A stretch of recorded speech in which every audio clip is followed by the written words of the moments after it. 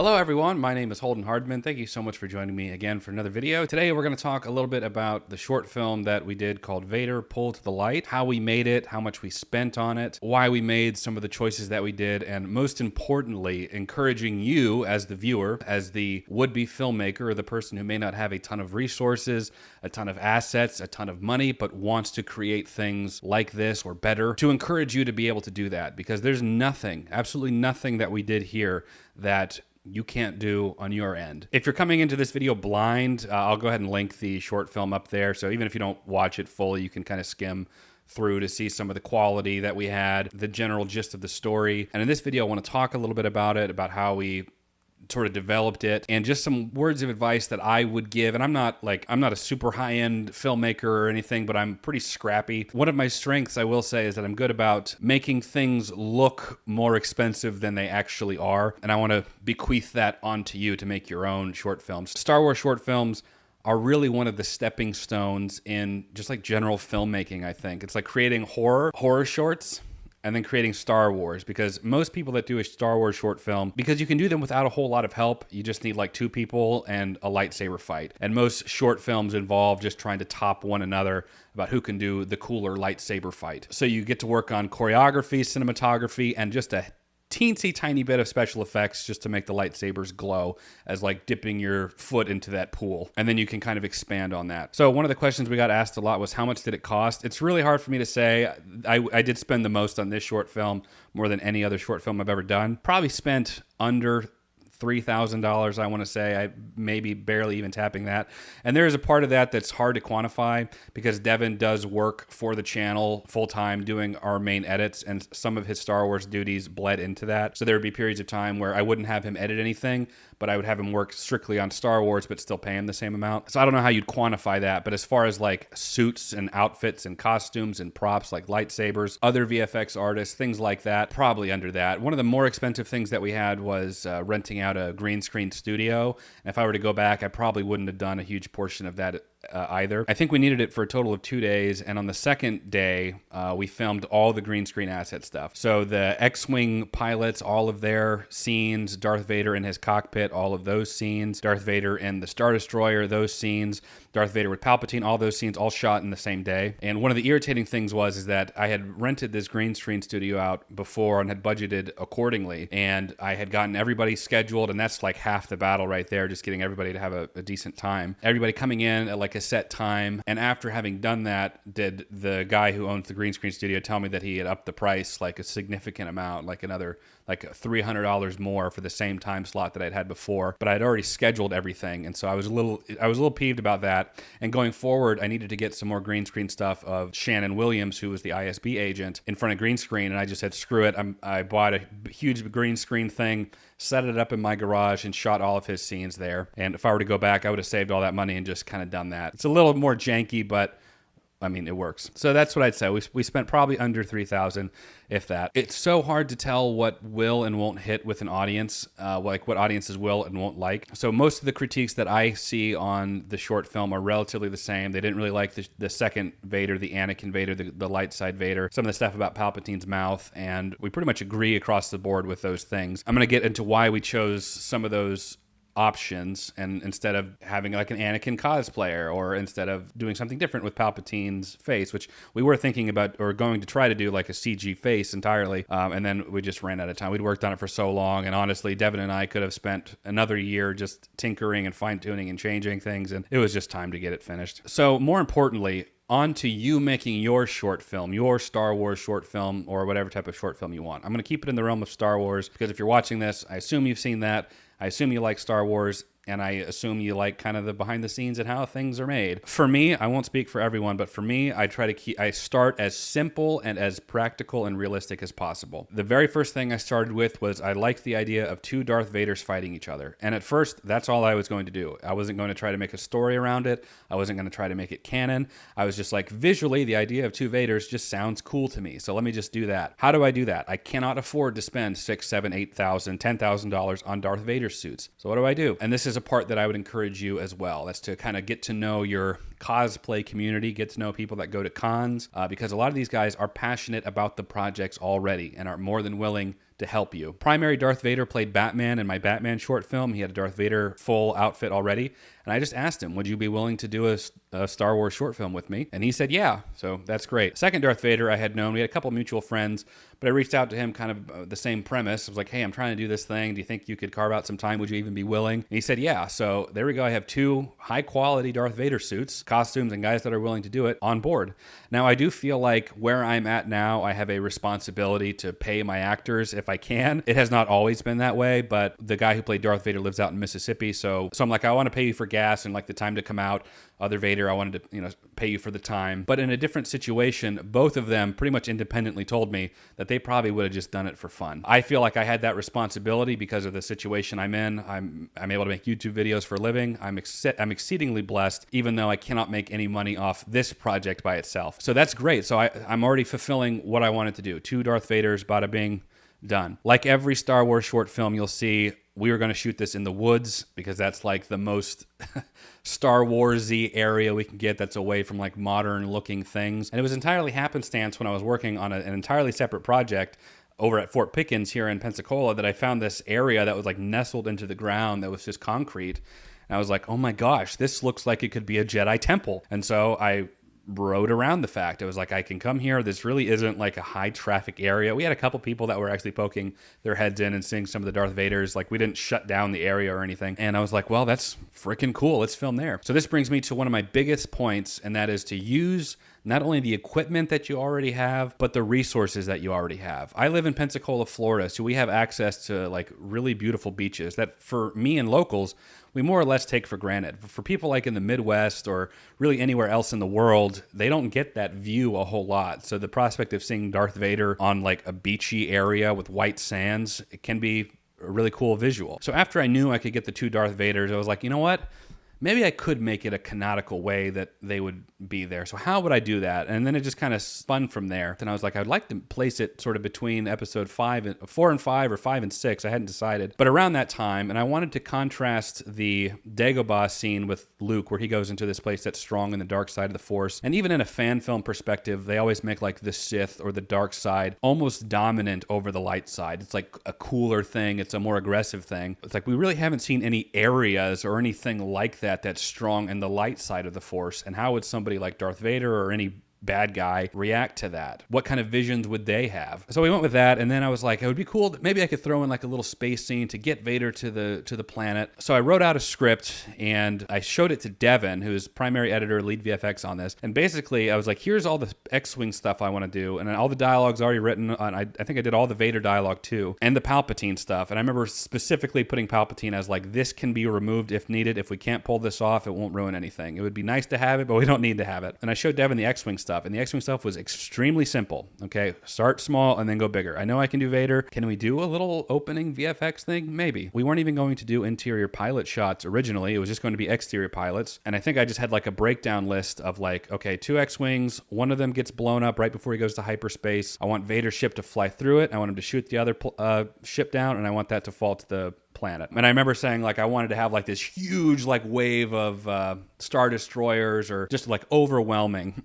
And so I just present that to my lead VFX guy because it's out of my wheelhouse. It's be like, hey, is this even possible, or should I scrap this? And he was like, yeah, I think that we should be able to do that. But Holden, there's a lot of problems with your script.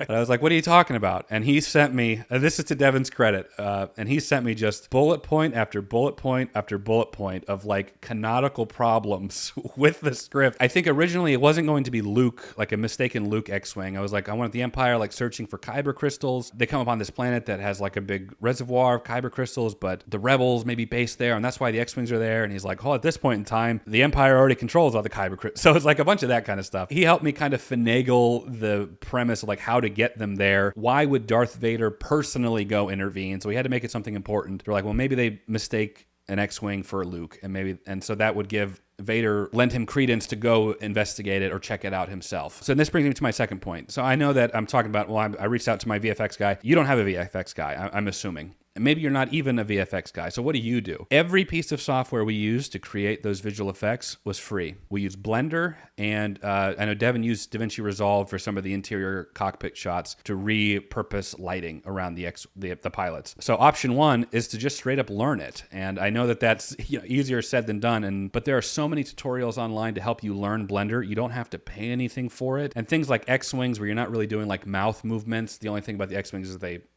open up into that attack formation. But it's really just a singular object moving in space. And so you get a little bit of practice on like keyframing, how to frame them, how to render. But let's say you don't want to do all that. That's too much work, Holden. You're asking too much. I did another short film called The Little Alien, and I pitched this advice when I did Batman. Prior to that, I said, if I didn't have Devin or I didn't have some of these other guys, I would go to a VFX like community forum, community tab, like Reddit, go to the Blender Reddit or VFX Reddit, and those guys constantly post their work and just straight up introduce yourself, what you're wanting to do, and if they'd be willing to do it. I did that. That's exactly what I did for the Little Alien thing. I didn't know that guy prior to that. I pitched him the idea and everything I wanted to do, and he said he could do it, and we made a deal, and we got it made. And regardless of me being a YouTuber or not, I get told no, and I get ignored just as much now as I did when I didn't have any followers or any subscribers or anything. So be prepared for that. Now, I was able to pay that VFX artist money, and if you have it within your capability, I would encourage you to do that as well. But if not, it's okay to do a little tit for tat. As a matter of fact, it will be almost required. So utilize some of your skills. Like we did the post VFX Mandalorian thing. I told him pretty much outright, I was like, I really don't have a ton of extra money for this additional scene.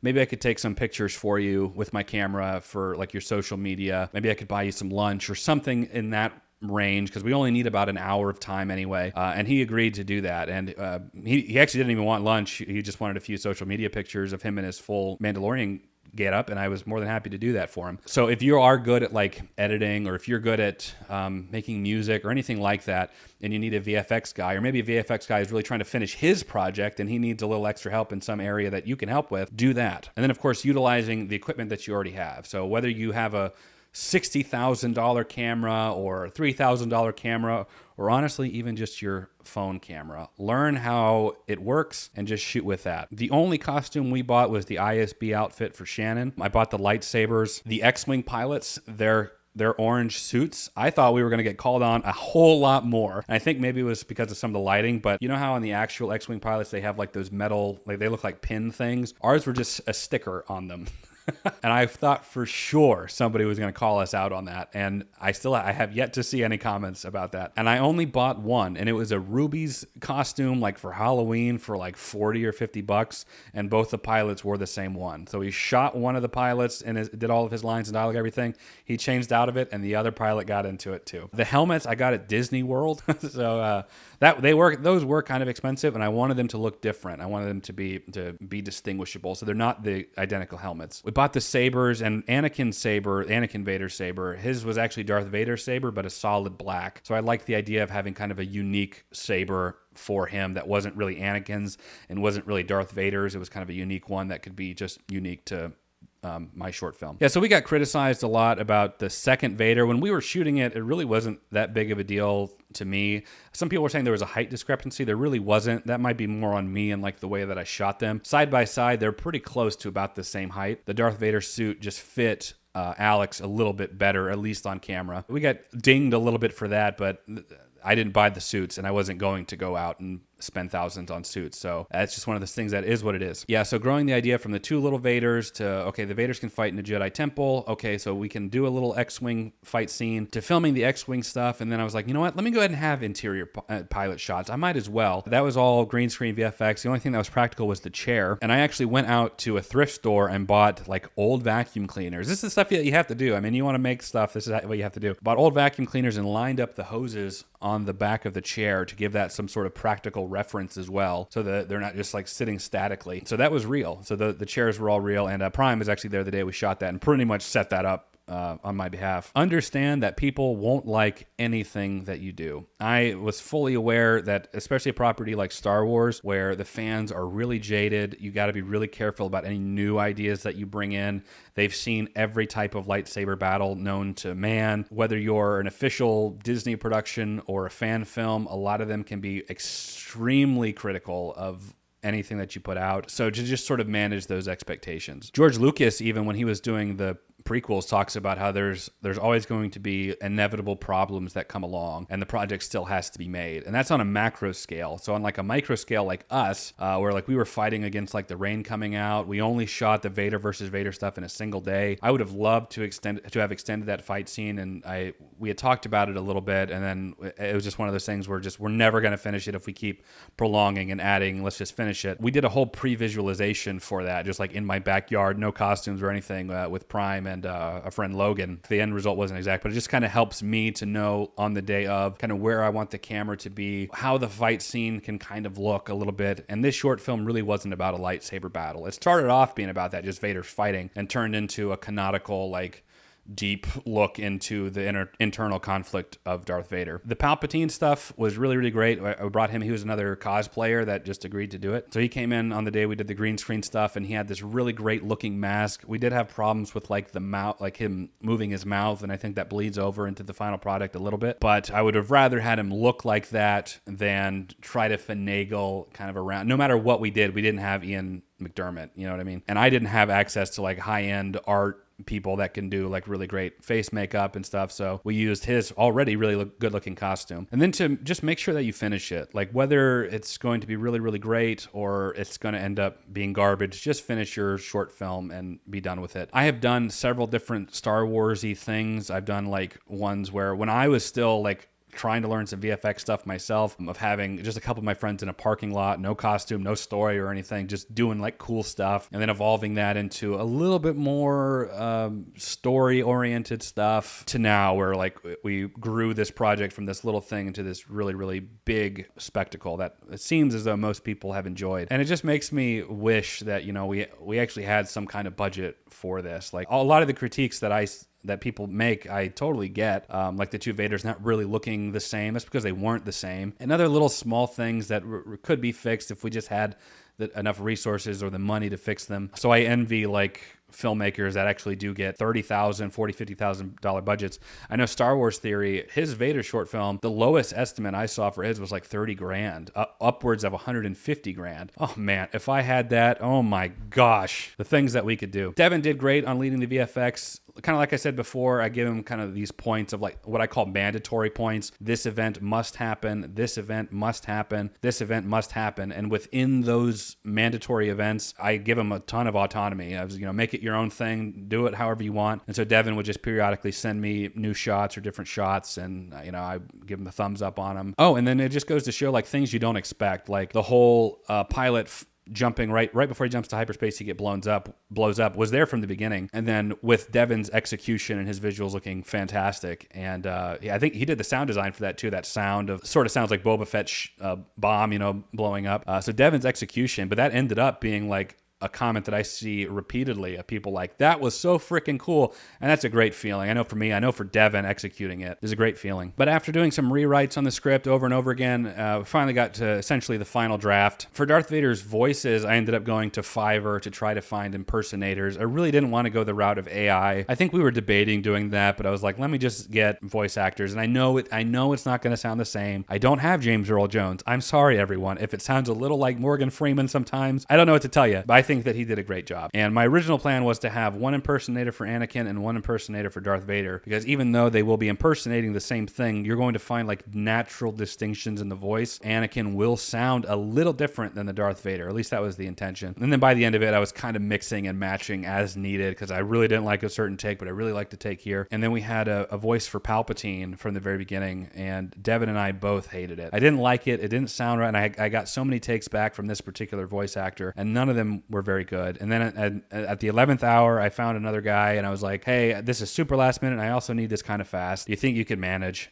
And he delivered it, and that take that's in the short is that guy's take. And I could talk on this for forever, but that's the general gist of it, just like the creation of it. I want to encourage you to get outside of your comfort zone, to make them stay within the realm of reasonability of things that you could practically film. I, as much as anyone, would love to do these gigantic Mustafar just blowing up scenes, and there's two Jedi and Sith fighting, and Darth Vader's coming. You know, I'd love to do all this like visual spectacle as much as the next guy, but practically what you can or can't can't do, try to focus on what you have available, what you can feasibly do. And if that's just you setting up your camera on a tripod and you swinging around your lightsaber trying to do some cool stuff, or you in front of a green screen trying to do some cool stuff while you're learning some of that, go for it, do it. And then when you're done with that project, on to the next one, and then make it a little bit better, and then continue on and on and on. We had a great team of VFX artists. Devin did probably about 95% of the opening space sequence. The actual opening sequence itself was Ben McKinney. He did a fantastic job. Ben McKinney also did all the lightsaber effects. I thought that his saber effects were beautiful. They were immaculate. They were wonderful. And then the end scene with Palpatine was Tyler Adams, who we've worked together on a few other projects in the past as well. And that was all my attempts to try to take some of the burden off of Devin doing most of it. And the opening VFX scene was probably the most where I've seen that come to play, where we would go from like, okay, that's Devin's shot to Ben's shot, back to Devin's shot. Here's a shot from Ben. And it looked indistinguishable in the overall scene itself. And I think we did a pretty good job with that. Devin's going to give some of his perspective on doing the VFX side and what that was like and trying to fulfill the parameters that I was setting for him, while also having some autonomy to make it his own. And that's another bit of the best advice that I can give, is that stuff like this, it really is collaborative. I might be directing it, I might be writing it and paying for everything, but there's no better feeling than to have somebody else have a sense of ownership over a project, so long as they don't dominate it. Sometimes that means you as the creative, as the maker, has to say, I don't like that, we're going to go this route. And sometimes it's saying, you know what, that is a better idea, let's go with that. And I found myself doing a little bit of both on this project. There can sometimes be a sense of like what I would consider to be a pretentious nature of like filmmakers and filmmaking, of like, you know, this is my vision to get it out here. And I'm just not like that. Yes, I have a way that I want it to look, and I want the people that are helping me make that a reality to also kind of understand that. But the reason I bring in somebody like Devin or Ben or Tyler is that they're better at that kind of stuff than I am. So if I want my overall project to look as good as it can, I have to bring in people that are better and more talented in these areas than I am. And I have no problem acknowledging that. So another bit of advice is lose some of the ego. It doesn't serve the overall project anyways. It makes you hard to work with. Nobody wants to work with a jerk who's full of themselves. You're making a cool Star Wars thing. Hopefully people like it. Hopefully people can be on board. Except that no matter what you do, no matter how pretentious you are, not everyone's going to like it. Make something that you want to see. And that's was my rule of thumb in making this. And I surrounded myself with extremely talented people that help me make it a reality, that also feel ownership over the project. I'm going to give it over to Devin now to talk about his experience doing some of the VFX and working on his side, and some of the working around some of the parameters that I created for him and what all that was like.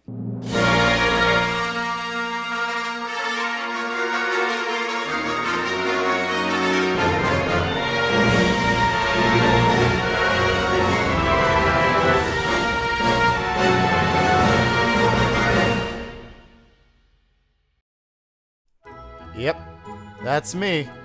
You're probably wondering how I got here.